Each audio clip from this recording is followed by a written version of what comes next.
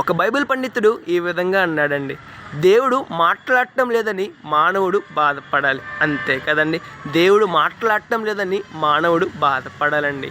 ఇంతకీ దేవుడు మాట్లాడకపోవడానికి కారణం ఏంటి?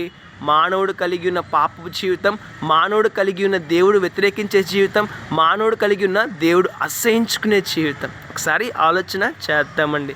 మానవుడు కలిగి ఉన్న పాపపు జీవితం దేవుని యొక్క మౌనానికి కారణంగా మిగులుతుంది. ఒకసారి ఆలోచన చేద్దాం, మన జీవితాన్ని మార్చుకుందాం. దేవుడు మాట్లాడకపోతే నష్టపోయేది మానవుడేనండి.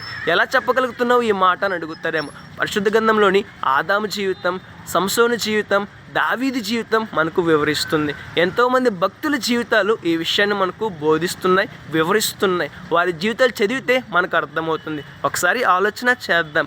దేవుని యొక్క మాటలు వినలేని స్థితిలో మనం ఉన్నామేమో. ఎప్పటికైనా మన జీవితాన్ని మార్చుకుందామండి.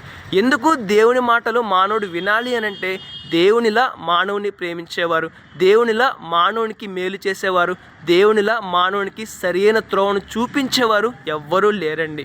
ఎప్పుడైతే మానవుడు దేవునితో మాట్లాడడం మొదలు పెడతాడో దేవుని ద్వారా గొప్ప మేలులు పొందుకుంటారు. కాబట్టి దేవుడు మానవునితో మాట్లాడే స్థాయికి మానవుడు ఎదగాలి, తన జీవితాన్ని సరిచేసుకోవాలి, పాపమును అసహించుకోవాలి, పాపముకు దూరంగా జీవించాలి. మన జీవితం ఎలా ఉన్నది ఒకసారి ఆలోచించేద్దాం, మన జీవితాన్ని మార్చుకుందాం. May God bless you all.